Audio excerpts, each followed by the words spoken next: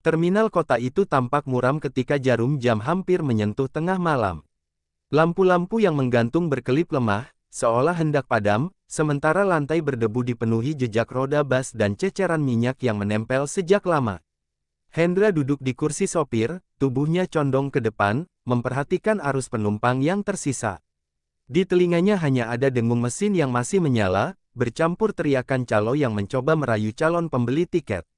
Malam bagi Hendra bukan lagi waktu untuk beristirahat, ia terbiasa menggiring bas melintasi jarak jauh demi membawa pulang sesuap rezeki untuk keluarganya. Kepenatan memang merayap di punggung, namun tanggung jawab membuat matanya tetap terjaga. Ketenangan yang rapuh itu tiba-tiba terusik oleh langkah kaki keras yang menggema, semakin mendekat di antara deretan bas yang terparkir.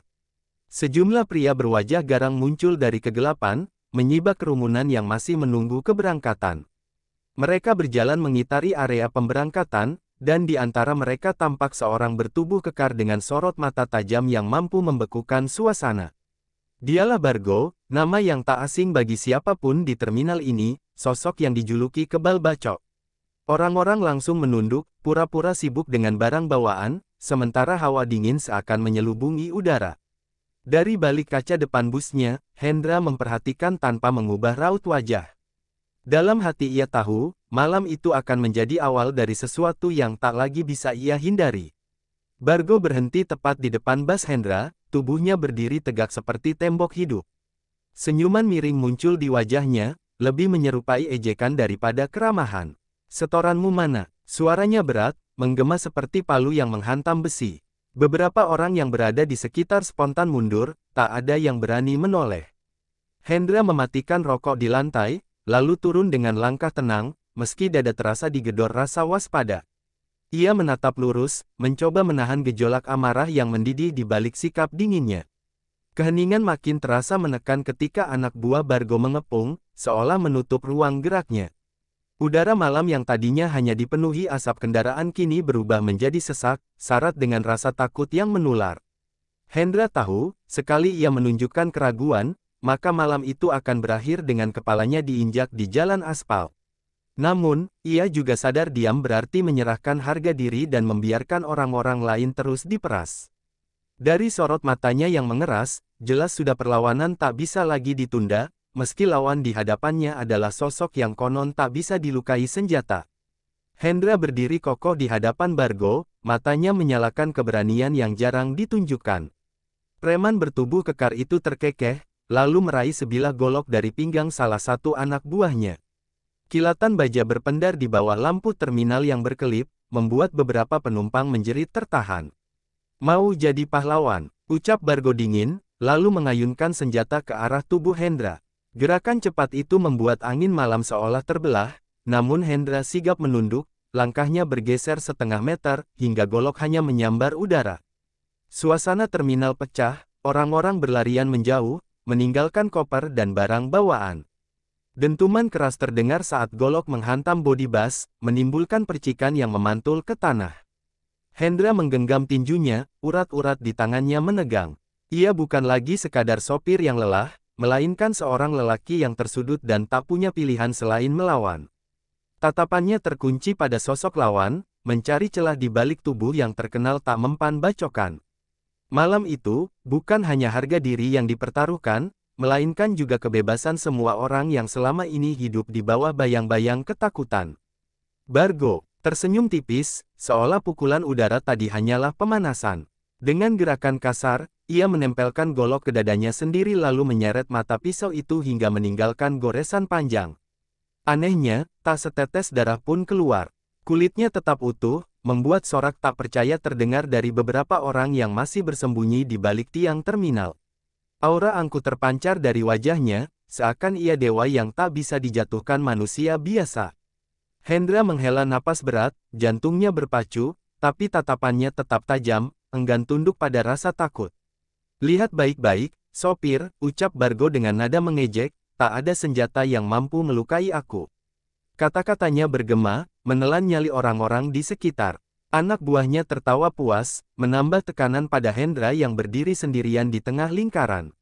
Namun, alih-alih gentar, Hendra mengingat kembali ajaran lama gurunya, bahwa tubuh sekuat apapun selalu menyimpan celah.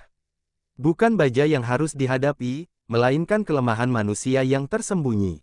Ia mengepalkan tangan, bukan hanya untuk melawan, tapi untuk membuktikan bahwa keberanian dan akal sehat bisa menembus benteng yang dianggap tak tergoyahkan. Malam itu, terminal menjadi saksi awal dari pertempuran yang akan mengubah segalanya. Bargo melangkah maju, setiap injakan kakinya seperti hentakan palu di lantai terminal. Goloknya kembali diayunkan, kali ini dengan tenaga penuh, mengincar kepala Hendra. Gerakan itu begitu cepat hingga angin yang terbelah menamparkan wajahnya. Namun, Hendra bergeser ke samping, tubuhnya merendah, lalu melontarkan tendangan ke arah lutut lawan. Dentuman keras terdengar, tapi raksasa itu hanya terhuyung sekejap, kemudian berdiri tegak lagi seakan tulangnya terbuat dari besi. Tawa kasar meledak, menyebar di antara anak buahnya yang bertepuk tangan, menikmati tontonan mengerikan. Hendra menahan napas, peluh membasahi pelipis, namun matanya tak bergeming. Ia menyadari, mematahkan kebal Bargo bukan soal merusak kulit, melainkan menghantam titik yang tak bisa dikuatkan oleh ilmu hitam atau mantra. Ia kembali menyerang, kali ini dengan pukulan beruntun ke rahang dan ulu hati. Dentum tinjunya menggema, membuat bas di belakang mereka bergetar, tapi tubuh lawan tetap tegak. Bargo hanya terkekeh, lalu menepis Hendra hingga terpental ke lantai. Suara orang-orang yang berteriak bercampur dengan bunyi besi jatuh. Namun di balik sakit yang menggerus tubuhnya, Hendra merasakan satu hal: ia tak boleh mundur, sebab sekali ia menyerah, semua orang di terminal akan selamanya terikat pada tirani yang kebal luka itu. Hendra berdiri kembali, tubuhnya gemetar menahan sakit, namun sorot matanya justru semakin menyala. Ia mengingat latihan lama yang dulu dia tinggalkan, pelajaran tentang titik saraf yang tak bisa dilindungi otot ataupun sihir. Nafasnya teratur, meski darah terasa berdesir lebih cepat. Bargo melangkah lagi, menebas udara dengan goloknya, membuat percikan dari besi terminal beterbangan. Sorak anak buahnya menggema, menganggap pertarungan itu hanya permainan yang akan segera dimenangkan. Namun di tengah riuh itu, Hendra mulai membaca ritme gerakan lawannya, bagaimana pundak kanan Bargo sedikit menurun setiap kali ia mengayun, bagaimana dadanya terbuka sekejap ketika tertawa. Detail kecil yang tak disadari orang lain kini menjadi harapan. Ketika tebasan berikutnya datang, Hendra tak lagi mundur. Ia mendekat dengan kecepatan mendadak, tubuhnya menunduk, lalu siku kanannya menghantam sisi leher lawan. Suara benturan keras terdengar, membuat beberapa orang yang bersembunyi menahan napas. Untuk pertama kalinya, langkah Bargo terhenti, wajahnya menegang, meski hanya sesaat. Senyum angkuhnya memudar, digantikan sorot marah yang liar. Itu cukup bagi Hendra untuk yakin bahwa, kebal, bukan berarti tak terkalahkan, ada retakan di balik tameng yang selama ini diagungkan. Penonton yang sebelumnya pasrah mulai berbisik, menyadari pertarungan malam itu mungkin tak akan berakhir dengan satu pihak saja yang berdiri. Wajah Bargo memerah, matanya membelalak penuh murka setelah serangan Hendra berhasil membuatnya terhuyung. Ia menggeram, seperti binatang buas yang terusik, lalu mengayunkan golok dengan tenaga berlipat, membabat ke segala arah. Besi terminal bergetar ketika senjata itu menghantam tiang dan badan bas, menimbulkan suara mengerikan yang memantul di seluruh sudut. Orang-orang berteriak panik, sebagian menjatuhkan barang bawaannya saat berlari menjauh. Namun Hendra tetap bertahan di tengah lingkaran, napasnya memburu, tubuhnya siap menghadapi gelombang amarah yang lebih ganas. Ia tahu, sekali saja lengah, tubuhnya akan menjadi korban yang tergeletak di lantai terminal. Dengan kecepatan yang lahir dari rasa terdesak, Hendra menangkis serangan demi serangan, meski tangannya mulai terasa nyeri. Dentuman golok yang beradu dengan bangku besi terdengar seperti lonceng kematian yang terus berdentang. Namun setiap kali Bargo tertawa sambil mengumbar kesombongan, Hendra menangkap detail lain: bagaimana lehernya menegang, bagaimana bagian bawah perutnya seolah menahan sakit dari benturan sebelumnya. Sadar akan celah itu, Hendra menunggu waktu yang tepat. Dan saat Bargo mengangkat tangannya terlalu tinggi, Hendra merunduk cepat, menghantam perut lawannya dengan lutut yang terangkat penuh tenaga. Suara keras terdengar, membuat tubuh raksasa itu terhuyung sekali lagi. Bisikan kagum dan harapan mulai merebak di antara orang-orang yang masih menyaksikan, seakan mereka baru saja melihat retak pertama pada tembok yang selama ini dianggap mustahil roboh. Bargo terhuyung, tangannya refleks menekan perut, meski mulutnya masih memuntahkan tawa sumbang. Sorot matanya kini penuh beringas, wajahnya tampak kehilangan kendali, dan setiap helaan napas terdengar berat. Anak buahnya yang tadi bersorak mulai saling pandang, ragu apakah pemimpin mereka benar-benar tak terkalahkan. Di balik kerumunan, orang-orang terminal yang biasanya pasrah kini berani mengintip. Ada kilatan harapan di mata mereka, seperti bara kecil yang mulai menyala. Hendra menyadari perubahan itu, dan dalam hatinya ia bersumpah pertarungan malam itu bukan hanya untuk dirinya, tapi untuk semua orang yang selama ini ditindas oleh penguasa semu bernama Bargo. Dengan tenaga tersisa, Hendra melangkah maju, setiap gerakan penuh keyakinan. Tangannya terangkat, bukan untuk menantang, melainkan untuk menegaskan bahwa ia tak lagi gentar. Bargo meraung, mengayunkan golok ke arah kepala, namun kali ini Hendra berputar, meraih lengan lawan, lalu menghantamkan sikunya ke titik saraf di bawah ketiak. Suara keras terdengar, disusul lenguhan kesakitan yang tak mampu ditutupi lagi. Semua yang melihat terdiam sejenak, tak percaya bahwa raksasa itu bisa mengeluarkan erangan. Hendra berdiri tegak, napasnya memburu, sementara di sekelilingnya muncul bisikan lantang, dia bisa dilukai, dia bukan dewa. Bisikan itu menjelma sorak, perlahan mengikis rasa takut yang selama ini membelenggu terminal. Malam yang penuh teror itu berubah menjadi panggung di mana keberanian sederhana mulai menyalakan nyali banyak orang. Bargo mengamuk, matanya menyala liar seperti binatang terluka. Golok di tangannya berputar ganas, memecah udara dengan raungan besi yang menakutkan.